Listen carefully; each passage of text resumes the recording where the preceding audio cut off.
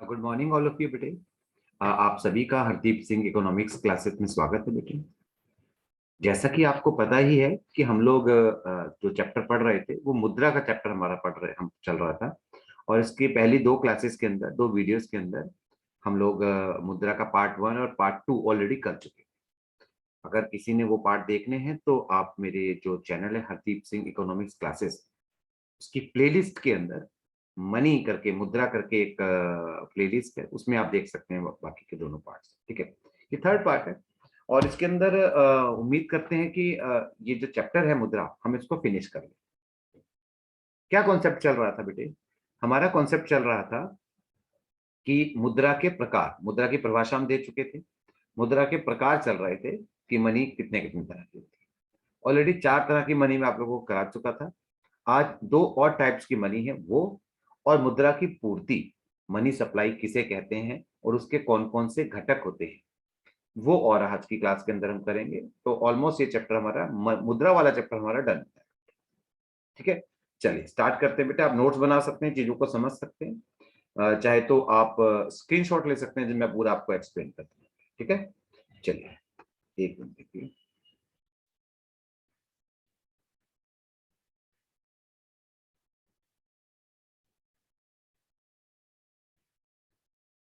जी,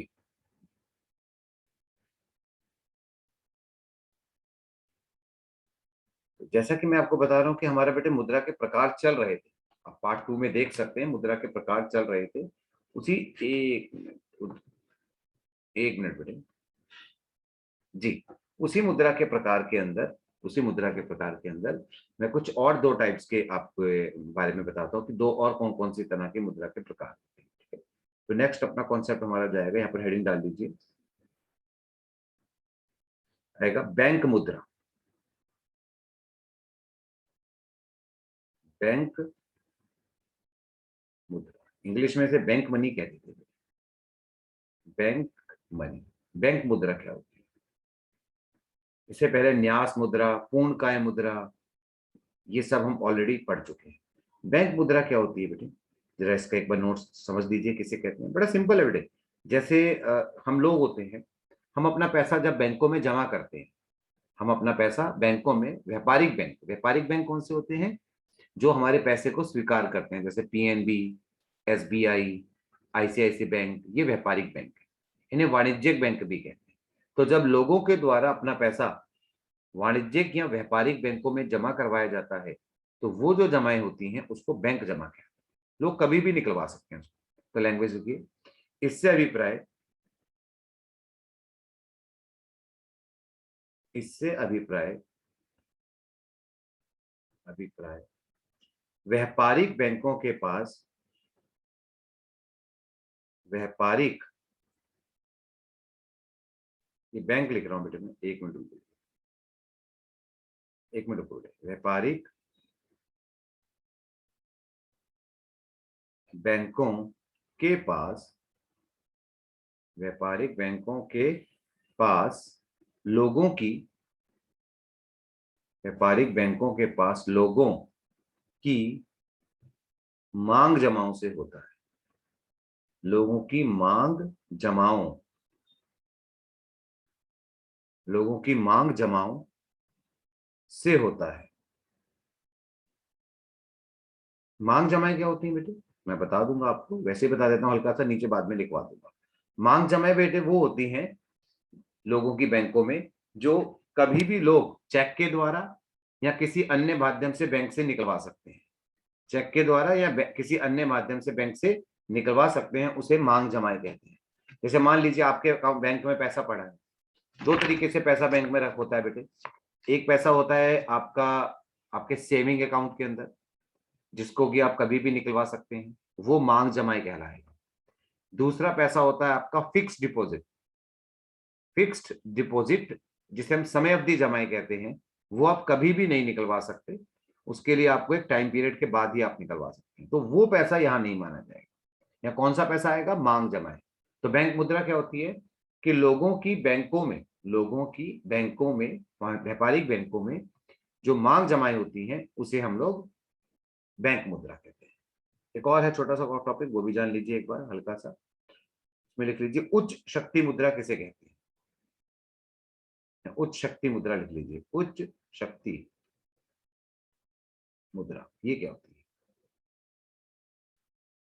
bracket में लिख सकते हैं इसे high powered money, high powered money, high powered money ये क्या होती है, ये जान लीजिए। इसके भी लैंग्वेज बड़ी सिंपल है बेटे, हाई पावर्ड मनी। इसमें दो तीन कंपोनेंट आते हैं, दो तीन घटक हैं, तो सिंपल सिंपल बात करेंगे। इसके अंतर्गत, इसके अंतर्गत निम्नलिखित को शामिल किया जाता है, इसके अंतर्गत निम्नलिखित को शामिल, इसके अंतर्गत निम्नलिखित को शामिल किया जाता है, किया जाता है। किस किस चीजों को शामिल किया जाता है, बेसिकली लिखिए ए पार्ट। एक होती है लोगों के पास रखी करेंसी, लोगों के पास जो करेंसी पड़ी, जैसे आपके पास मेरे पास जो पैसा पड़ा कैश, वो आएगा इसके अंदर उच्च शक्ति मुद्रा में। लोगों के पास करेंसी, लोगों के पास करेंसी। बी, दूसरा आता है आरबीआई के पास व्यापारिक बैंकों के नगद कोष। पहले लिख लीजिए फिर मैं बताता हूँ। आरबीआई मतलब बेटे रिजर्व बैंक ऑफ इंडिया, यानी कि केंद्रीय बैंक, आप ब्रैकेट में चाहे तो लिख लीजिए केंद्रीय बैंक। हमारे देश का केंद्रीय बैंक आरबीआई है, केंद्रीय बैंक। आरबीआई यानी कि केंद्रीय बैंक के पास, के पास व्यापारिक, व्यापारिक बैंकों, केंद्रीय बैंक के पास व्यापारिक बैंकों के नगद कोष, व्यापारिक बैंकों के नगद कोष। मतलब बेटे जो व्यापारिक बैंक होते हैं जैसे पीएनबी, एसबीआई जो मैं आपको बता रहा था, उनका अकाउंट ना आरबीआई के पास होता है, और हर व्यापारिक बैंक को आरबीआई के पास कुछ पैसा डिपॉजिट करवा के रखना होता है, जिसे हम सीआरआर भी कहते हैं, नगद आरक्षित कोष कहते हैं, वो अगले चैप्टर में बताऊंगा। लेकिन हर व्यापारिक बैंक को अपना कुछ पैसा आरबीआई के पास डिपॉजिट करवा के रखना होता है, तो वो नगद कोष कहलाता है। वो वाला पैसा भी उच्च शक्ति मुद्रा में आएगा। कि मान लीजिए पीएनबी ने 500 करोड़ रुपए आरबीआई के पास रखवा है, तो वो 500 करोड़ उच्च शक्ति मुद्रा का पार्ट माना जाएगा, राइट। एक और है, कई बुकों में तो यही दोनों है, लेकिन कुछ बुक्स ऐसी हैं जैसे टी आर जानवी की हो रही, तो उन्होंने इस पार्ट्स को भी, थर्ड पार्ट को भी इंक्लूड करा है। जैसे वो क्या है, उसका है कि व्यापारिक बैंकों की, व्यापारिक बैंकों, व्यापारिक बैंकों की, व्यापारिक बैंकों की तिजोरी में रखा नगद, रखा नगद, यानी कि व्यापारिक बैंकों ने अपने पास कितना पैसे नगद रखा है बेटे, नगद है। व्यापारिक बैंकों ने अपने पास कितना पैसा रखा हुआ है तिजोरी के अंदर, वो भी इसके अंदर इंक्लूड कर लिया जाता है। तो ये उच्च शक्ति मुद्रा के अंदर तीन चीजें आ रही हैं। लोगों के पास कितनी करेंसी है, कैश कितना रखा है, व्यापारिक बैंकों ने आरबीआई के पास कितना नगद रखा है, और व्यापारिक बैंकों ने अपने पास कितना नगद रखा है। और इसको ना बेटे उच्च शक्ति मुद्रा को हम क्या कहते हैं, इसे एक अर्थव्यवस्था में ना मौद्रिक आधार या आधार मुद्रा भी कहा जाता है। एक इकोनॉमी के अंदर कितना पैसा है, इकोनॉमी की बेस कितने हैं, बेस मनी कितनी है इकोनॉमी के अंदर, कि कितना पैसा इकोनॉमी के अंदर है इस किसी भी टाइम पर, उसको हम लोग सारा पैसा मिलाते हैं, उसको हम मौद्रिक आधार कहते हैं या उच्च शक्ति मुद्रा से मापा जाता है। जैसे मान लीजिए कि लोगों के पास मान लीजिए 1500 करोड़ रुपए है, लोगों के पास 1500 करोड़ रुपए है, सीआर है बेटे, ठीक है, ये करोड़ लिखा है। और ये मान लीजिए 500 करोड़ रुपए यहाँ है, और व्यापारिक बैंकों की तिजोरी में 2000 करोड़ रुपए।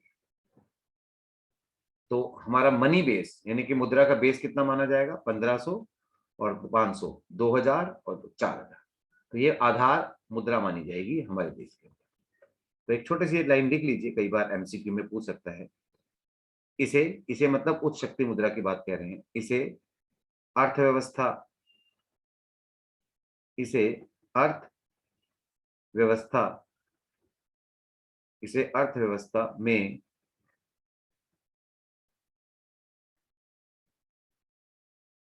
मौद्रिक आधार अर्थव्यवस्था में मौद्रिक आधार या आधार मुद्रा भी कहा जाता है, या आधार मुद्रा भी कहा जाता है,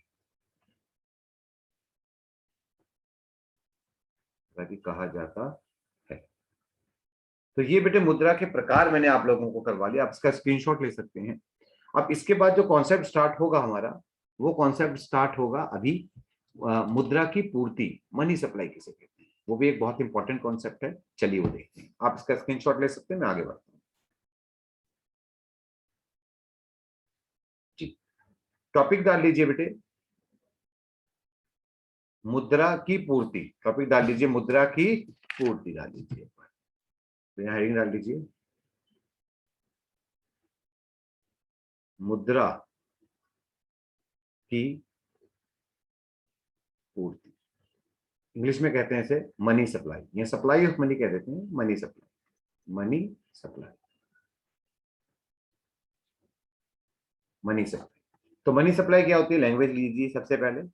बहुत सिंपल सी बात है बेटे, किसी भी देश में, अर्थव्यवस्था में, एक निश्चित बिंदु पर, किसी भी निश्चित बिंदु पर जितना भी स्टॉक है मनी का, जितना भी पैसा है एक पॉइंट ऑफ टाइम पर, उसे लोगों के पास जितना भी पैसा पड़ा, कैश वगैरह, और बैंकों में जितना पैसा पड़ा लोगों के पास, वो सारा मिला दें एक पॉइंट ऑफ टाइम पे, उसे मुद्रा की पूर्ति कहते हैं। तो लिखिए, इससे अभिप्राय इससे अभिप्राय इससे अभिप्राय एक निश्चित समय पर, एक निश्चित समय पर, निश्चित समय पर देश में, देश में लोगों के पास, देश में लोगों के पास कुल मुद्रा, कुल मुद्रा के स्टॉक, स्टॉक इसका बेटे स्टॉक से होता है, से होता है। ठीक है। और बेटे ये ना एक स्टॉक अवधारणा है, कई बार पूछ लेता है, एक दो चीजें होती हैं, एक प्रवाह और एक स्टॉक। तो ये एक स्टॉक अवधारणा मानी जाती है, क्योंकि एक निश्चित, इसे एक समय के निश्चित बिंदु पर नापा जाता है। किसी भी चीज को जब हम समय के एक निश्चित बिंदु पर नापेंगे तो वो स्टॉक अवधारणा कहलाती है। तो ये मैं बात लिख देता हूं, यह मतलब मुद्रा की पूर्ति की बात कर रहा हूं, यह एक स्टॉक अवधारणा, यह एक स्टॉक अवधारणा होती है। क्यों होती है मैंने बता दिया, वो लिखने की जरूरत नहीं, क्योंकि इसे एक समय के निश्चित बिंदु पर नापा जाता है। क्लियर। अब इसमें एक चीज जरा ध्यान रखना बेटे, लोगों के पास कितना पैसा पड़ा है एक पॉइंट ऑफ टाइम। मान लीजिए 1 जनवरी 2021 में लोगों के पास कितना पैसा था एक पॉइंट ऑफ टाइम पर, अगर हम उसको काउंट करें तो वो मुद्रा की पूर्ति कहलाए, स्टॉक अवधारणा है। लेकिन इसमें एक बात समझने वाली है, बात क्या है समझने वाली, मैं नीचे नोट आपको करवा देता हूं कि लोगों के साथ साथ इसमें कई बार ना बैंक और सरकार के पास भी पैसा होता है, वो शामिल नहीं करते। तो वो बात नीचे नोट डाउन कर लीजिए, अलग से नोट लिख लीजिए। यहां लिखिए कि मुद्रा की पूर्ति में, मुद्रा की पूर्ति में, पूर्ति में सरकार के पास मुद्रा, सरकार के पास मुद्रा के स्टॉक, सरकार के पास मुद्रा के स्टॉक तथा तथा समस्त बैंकिंग प्रणाली, मतलब जितने भी बैंक हैं देश के अंदर, उन सबके पास कितना पैसा पड़ा है वो भी नहीं आएगा। आरबीआई हो गया या फिर व्यापारिक बैंक हो गए, उनके पास जितना पैसा पड़ा है वो भी इसके अंदर नहीं आएगा। तथा समस्त बैंकिंग व्यवस्था, समस्त बैंकिंग व्यवस्था, समस्त बैंकिंग व्यवस्था के पास मुद्रा के स्टॉक को, मुद्रा के स्टॉक को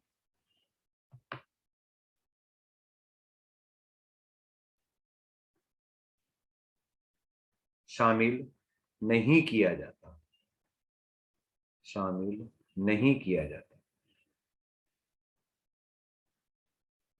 नहीं किया जाता।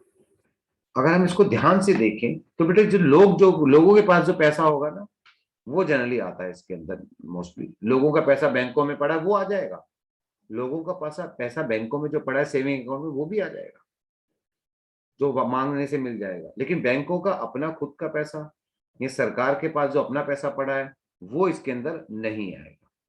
ठीक है, आप इसको ऐसा इसलिए करते हैं, ऐसा इसलिए नहीं आता वो जान लीजिए, क्योंकि इसका रीजन क्या है वो कॉमा लगा देते हैं यहाँ पर। क्योंकि ऐसा इसलिए होता है बेटे, क्योंकि क्योंकि देश की सरकार, देश की सरकार,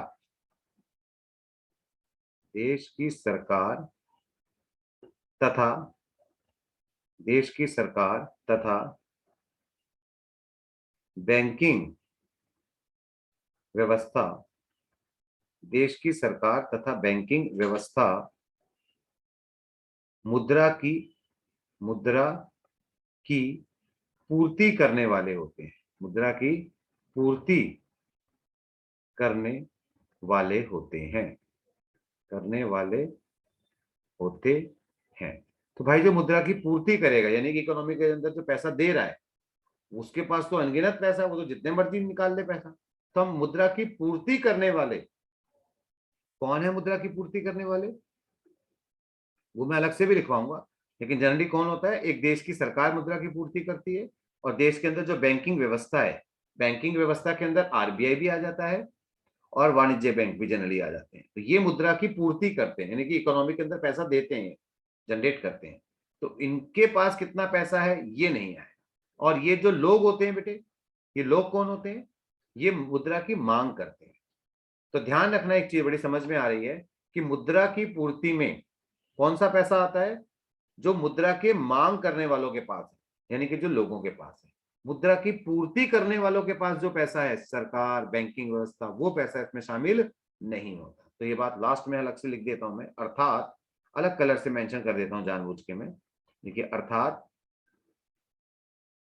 अर्थात यहां लिख लीजिए अलग से, अर्थात मुद्रा के स्टॉक में, अर्थात मुद्रा के स्टॉक में, मुद्रा के स्टॉक में मुद्रा की पूर्ति, मुद्रा की पूर्ति करने, मुद्रा की पूर्ति करने वालों, मुद्रा की पूर्ति करने वालों के पास रखी, के पास रखी मुद्रा स्टॉक, के पास रखी मुद्रा स्टॉक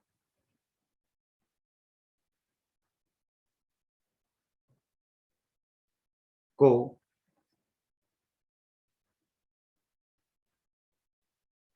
शामिल ना करके, ना करके मुद्रा की मांग करने वालों, मुद्रा की मांग करने, मुद्रा की मांग करने वालों के पास, स्क्रीनशॉट ले लेना, मैं नेक्स्ट पेज पे जाता हूं, के पास, के पास रखे मुद्रा स्टॉक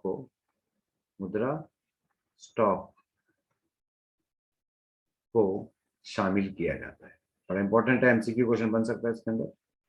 शामिल किया जाता है, किया जाता है। ठीक है, तो ये मुद्रा की पूर्ति क्या होती है वो आ गई। क्या हो समझाया मैंने? मुद्रा की पूर्ति का मतलब है कि एक देश में एक निश्चित समय पर लोगों के पास मुद्रा का कितना स्टॉक है, जिसमें करेंसी, नोट, सिक्के, ये सब आएंगे। अब देखते हैं कि मुद्रा की पूर्ति के उत्पादक कौन होते हैं। जनरली वैसे तो मैंने बता ही दिया तुम लोगों को, मुद्रा की पूर्ति के उत्पादक मैं तुम्हें बता ही चुका हूं मैंने, कि सरकार, देश की सरकार और बैंकिंग व्यवस्था होती है। फिर भी मैं एक अलग से एक आप टॉपिक डाल लीजिए, कोई बात नहीं, यहाँ पर लिख लीजिए मुद्रा के उत्पादक। मुद्रा के उत्पादक, मुद्रा के उत्पादक। तो बेटा मुद्रा के, भारत की अगर मैं बात करूं या नॉर्मल हम बात करें, तो मुद्रा के दो उत्पादक होते हैं। नंबर वन, दोनों के नाम लिख लीजिए, खत्म, उसको ज्यादा करने की जरूरत नहीं है कुछ भी। देश की सरकार, देश की सरकार, और नंबर टू, देश की बैंकिंग व्यवस्था, देश की बैंकिंग व्यवस्था।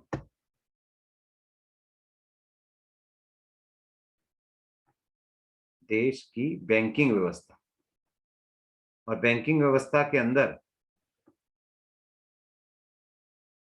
केंद्रीय बैंक और वाणिज्यिक बैंक, दोनों, वाणिज्यिक मतलब व्यापारिक बैंक, दोनों आते हैं, यानी कि आरबीआई भी आएगा और पीएनबी, एसबीआई, वो सब भी आएंगे।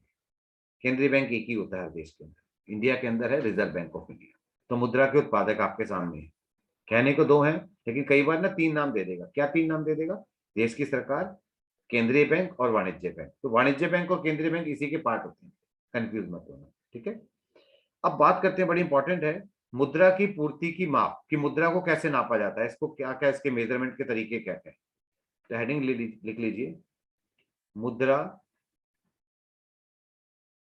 मुद्रा की पूर्ति, मुद्रा की पूर्ति के माप, मुद्रा की पूर्ति के माप, मुद्रा को कैसे नापा जाता है, इसको हेडिंग, इसको इंग्लिश में कहते हैं measures of money supply. Measures of money supply, money supply को मेजर करने के कौन कौन से तरीके हैं। तो मैं बेटे भारत की बात करूं, तो भारत के अंदर आरबीआई ने, केंद्रीय बैंक ने, मुद्रा की पूर्ति को मापने के लिए, मतलब देश में कितना पैसा है उसको नापने के लिए, चार अलग अलग वैकल्पिक माप माप दिए हैं। तो लिख लीजिए, भारत में,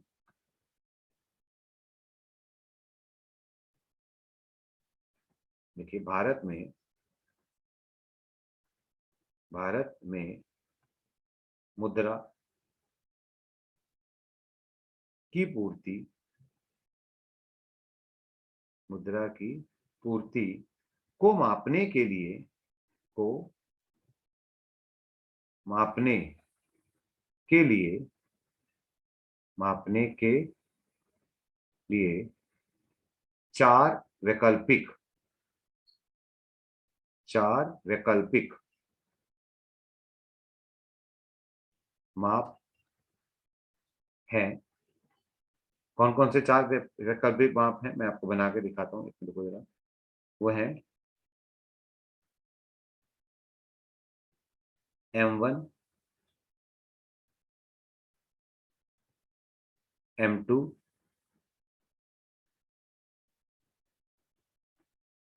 M3, M4। अब देखिए मैंने इसको जानबूझ के छोटे से बड़ा करके दिखाया, आपको बड़ा बनाता हुआ दिखाया। इसका एक रीजन है, बताता हूँ आपको। जैसे M1 भी एक माप है, इसके अंदर भी पैसा है, इसमें भी पैसा है, इसमें भी पैसा आता है, और इसमें भी पैसा है। अलग अलग तरीके से नापा गया है, लेकिन साइज के अकॉर्डिंग आप देख सकते हैं कि पैसा बढ़ता चला जा रहा है। जैसे जैसे स्टॉक बढ़ रहा है, पैसा बढ़ रहा है। ऐसा इसलिए हो रहा है कि जैसे जैसे हम M1, M2, M3 और M4 की ओर बढ़ते हैं, वैसे वैसे इकोनॉमी के अंदर मुद्रा की जो स्टॉक है वो बढ़ता चला जाता है। बढ़ता कैसे चला जाता है भाई? बढ़ता इसलिए चला जाता है कि M1 के अंदर हम कुछ कम पैसा रखते हैं, M2 के अंदर थोड़ा पैसा बढ़ जाता है। बढ़ जाते का मतलब है कुछ ऐसी चीजें जो M1 के अंदर शामिल नहीं की गई हैं वो M2 में शामिल कर लेते हैं। M3 में कुछ और चीजों को शामिल कर लेते हैं, और M4 के अंदर हम ऑलमोस्ट सारी की सारी हर तरह की मुद्रा को शामिल कर लेते हैं। लेकिन ऐसा होने से एक चीज का नुकसान होता है कि जो तरलता होती है, तरलता मतलब लिक्विडिटी, मतलब जो कैश होता है आपके पास, नगद, ठीक है, कोई पैसा कोई मुद्रा अगर नगद में है तो वो तरल मानी जाती है। अगर बैंक में रखी है तो उसकी तरलता थोड़ी सी कम हो जाती है, या किसी और फॉर्म में है, मान लीजिए आपने फिक्स डिपॉजिट करा रखा है तो तरलता थोड़ी और कम हो गई, मतलब कि आप उसको यूज करने से पहले आपको थोड़ा सा टाइम लगेगा। तो इसका मतलब है जैसे जैसे हम M1 M2 M3 की ओर बढ़ते हैं तो मुद्रा की पूर्ति, स्टॉक जो है वो तो बढ़ता चला जाता है, लेकिन उसकी जो तरलता होती है, जो उसके नगद में या उसकी एक्सचेंज करने विनिमय में जो उसकी टाइम लगना है वो भी बढ़ता चला जाएगा। तरलता कम होती चली जाती है क्योंकि टाइम ज्यादा लगता है, ऐसा पैसा भी इंक्लूड कर देते हैं। तो लैंग्वेज लिखिए, इसको हल्का सा लिखवा देता हूँ।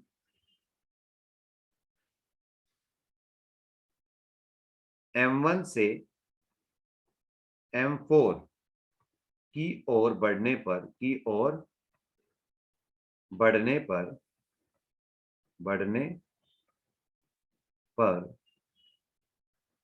मुद्रा की पूर्ति, स्टॉक मतलब, बढ़ती चली जाती है, बढ़ती चली जाती है, चली जाती है, परंतु परंतु तरलता तरलता कम होती चली जाती है, कम होती चली जाती है। ठीक है, तरलता समझ रहे हो कि ऐसी मुद्रा जो कि डायरेक्टली आप जिससे ट्रांजैक्शन कर सकते हैं उसे हम तरल कहते हैं। तो M1 जो होगा सबसे ज्यादा तरल होगा, पैसा उसमें कम होगा इनके मुकाबले में, लेकिन तरल होगा, आराम से आप उससे ट्रांजैक्शन कर सकते हैं। M2 के अंदर पैसा थोड़ा ज्यादा होगा लेकिन तरलता थोड़ी कम होगी। M3 में पैसा और बढ़ जाएगा लेकिन उसमें यूज करने में थोड़ी दिक्कत आएगी। M4 में पैसा बहुत हो जाएगा, सारा पैसा आ जाएगा देश का, लेकिन वो उसके अंदर उतनी ज्यादा यूज करने में उसमें बहुत टाइम लगेगा, इतनी आसानी नहीं। सब इस तरीके से बढ़ेगा। अगर मैं 12th क्लास की आपकी बात करूं तो 12th क्लास में ना बेटे सिर्फ M1 आता है, सिर्फ M1 है, इसी के घटक और इसी के बारे में हम बात करेंगे, ये तीनों हमारे में कोर्स में नहीं है।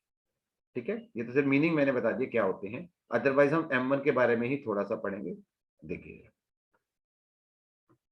तो M1 के घटक लिख लीजिए, या अगर आपसे पूछा जाता है मुद्रा की पूर्ति के घटक बता दीजिए तो M1 के ही घटक आपको बताने हैं। ठीक है, तो यहाँ पर लिख लीजिए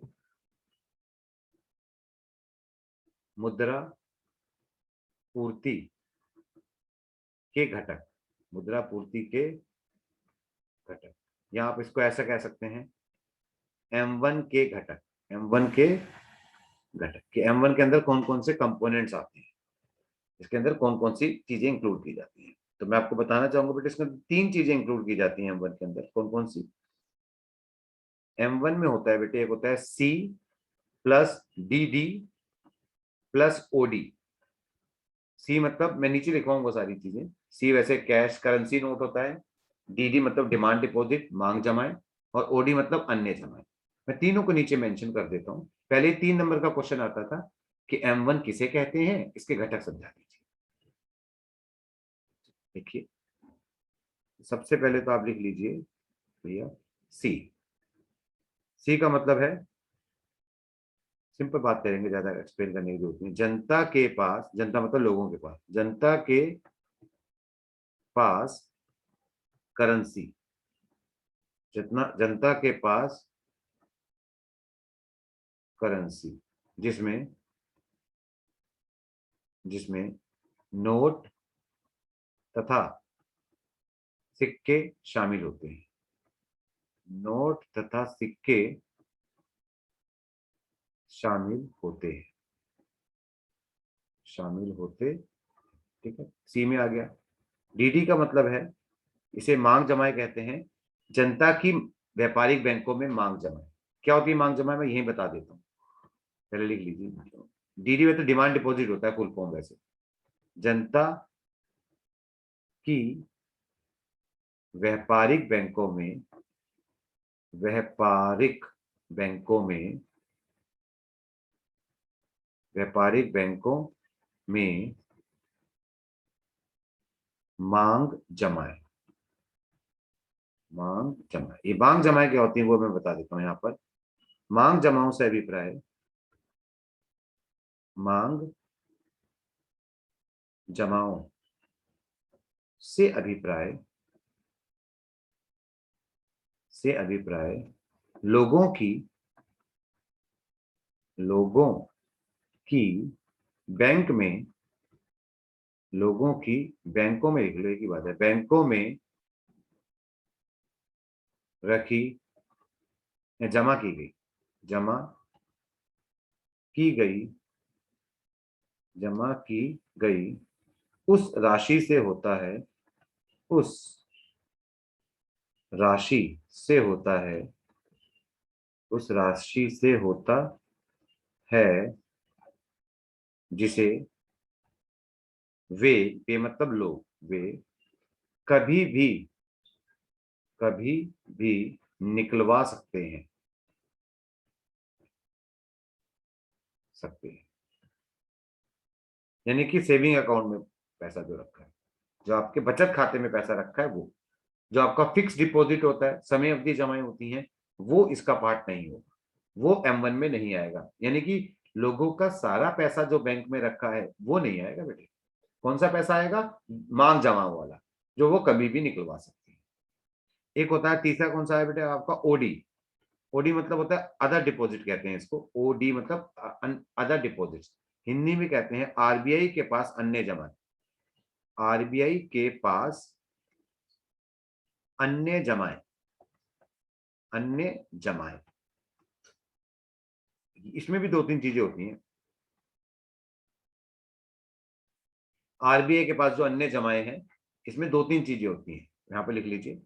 इसमें निम्नलिखित शामिल होते हैं। अन्य जमाओं में तीन चीजें शामिल होती हैं। ये तो सी समझ में आ गया। डीडी मतलब लोगों का बैंकों में जो पैसा पड़ा है कभी भी निकलवा सकते हैं, मांग जमाएं, डिमांड डिपॉजिट। ओडी मतलब अदर डिपॉजिट, अन्य जमाएं, यानी कि आरबीआई के पास जो अन्य जमाएं हैं। और अन्य जमाओं में क्या आता है वो जरा मैं बता देता हूं। इसमें निम्नलिखित शामिल होते हैं, निम्नलिखित शामिल होते हैं। नेक्स्ट पेज पे बता देता हूं आपको, शामिल होते हैं। ये बेटा लास्ट है, बस इसके बाद ये चैप्टर हमारा डन हो जाएगा। अन्य जमाएं लास्ट टॉपिक ऑलमोस्ट हमारा। लिख दीजिए। तीन चीजें आती हैं बेटे ओडी, ओडी के अंदर। ए पॉइंट, आरबीआई के पास, आरबीआई के पास वित्तीय संस्थाओं की मांग जमाएं। आरबीआई के पास वित्तीय संस्थाओं, वित्तीय संस्थाओं की मांग जमाएं, वित्तीय संस्थाओं की मांग जमाएं। जैसे कौन सी वित्तीय संस्थाएं होती हैं बेटे? पहली बात तो लोग अकाउंट नहीं खुलवा सकते आरबीआई के अंदर। हम लोग, आप लोग नहीं खुलवा सकते। वित्तीय संस्थाएं खुलवा सकती हैं। जैसे कौन सी वित्तीय संस्थाएं हो सकती हैं? UTI, unit trust of India, एक वित्तीय संस्था है। ठीक है। नबार्ड, नबार्ड क्या है? National agriculture bank of rural and development, NABARD मतलब राष्ट्रीय कृषि एवं ग्रामीण विकास बैंक आदि। ये बेटे कुछ सरकारी वित्तीय संस्थाएं हैं जो पैसे में लेन देन करती हैं सरकार की। ये इनका अकाउंट आरबीआई में होता है। इनकी जो जमाएं, मांग जमाएं हैं, जो ये कभी भी निकलवा सकती हैं आरबीआई से, वो अन्य जमाओं का एक पार्ट होता है। राइट। बी, नेक्स्ट है आरबीआई के पास, आरबीआई के पास, आरबीआई के पास विदेशी बैंकों और विदेशी सरकारों, विदेशी बैंकों व विदेशी सरकारों, विदेशी बैंकों तथा विदेशी सरकारों की मांग जमाएं। यानी कि अदर कंट्री के बैंक तथा अदर कंट्री के सरकार का पैसा भी हमारे आरबीआई में कई बार रखा होता है, उनकी मांग जमाएं आएंगी, मांग जमाएं जो कभी भी निकलवा सकते हैं। और तीसरी, आरबीआई के पास, आरबीआई के पास वित्तीय संस्थाओं की, वित्तीय संस्थाओं, आरबीआई के पास वित्तीय संस्थाओं की मांग जमाए, यानी कि अंतरराष्ट्रीय वित्तीय संस्था होती है, सॉरी वित्तीय संस्थाएं तो वहां भी आ गई, अंतरराष्ट्रीय वित्तीय संस्थाओं, अंतरराष्ट्रीय वित्तीय संस्थाओं की मांग जमाए, जैसे आपका वर्ल्ड बैंक हो गया, विश्व बैंक, ये अंतरराष्ट्रीय वित्तीय संस्था है, आईएमएफ, इंटरनेशनल मॉनेटरी फंड आदि। इनकी जो जमाएं हैं, जो आरबीआई के पास पड़ी है मांग जमाएं, वो भी अन्य जमाओं का पार्ट होती है। तो इसके साथ ही बेटे हमारा M1 के कंपोनेंट हमारे फिनिश हो गए, और ये चैप्टर भी हमारा जो है वो फिनिश हो गया। हमने ये देख लिया कि ये क्या है। क्लियर? एक मिनट, फाइन। तो बेटे ये मुद्रा वाला चैप्टर हमारा डन हो गया। ये फर्स्ट यूनिट चल रही है हमारा, जो फर्स्ट टर्म में एग्जाम है जो हमारा फर्स्ट टर्म का, उसके अंदर ये पहली यूनिट है मुद्रा और बैंक। ये मुद्रा और बैंक की जो यूनिट है, इसमें मैंने मुद्रा का चैप्टर फिनिश कर दिया है। इसके 3 पार्ट बने हैं, पार्ट 1, पार्ट 2 एंड पार्ट 3। ये पार्ट 3 है जो चल रहा था। इसके साथ ही मुद्रा फिनिश हो गया। नेक्स्ट में बैंकिंग स्टार्ट करूंगा, वो भी 2 या 3 पार्ट्स के अंदर हम उसको डन कर लेंगे। राइट? तो आप इसको नॉर्मली आप पढ़ते जाइए, हम कोशिश करेंगे सारा सिलेबस हम जल्दी से जल्दी फिनिश कर लें, फिर हम इसके एमसीक्यू क्वेश्चंस के ऊपर भी डिस्कस करेंगे सारे चैप्टर्स। ठीक है? ताकि जो नवंबर दिसंबर में आपका प्लान है उसके अंदर आराम से आप इसको कवर कर सकें। ओके, चलिए आज इतना ही करते हैं। Good day. एंड बेटे अगर आपको कोई क्वेरी है तो आप मुझे व्हाट्सएप कर सकते हैं, नंबर मेरा स्क्रीन पे आ जाता है, जो स्लाइड्स चलती हैं उस पर है। और मेरे को आप, मेरा टेलीग्राम चैनल है हरदीप सिंह इकोनॉमिक्स क्लासेस, उसमें आप ज्वाइन कर लीजिए, उसमें भी सारी वीडियोस आपको मिल जाती है। ठीक है? चलिए, बाय, गुड डे बेटे।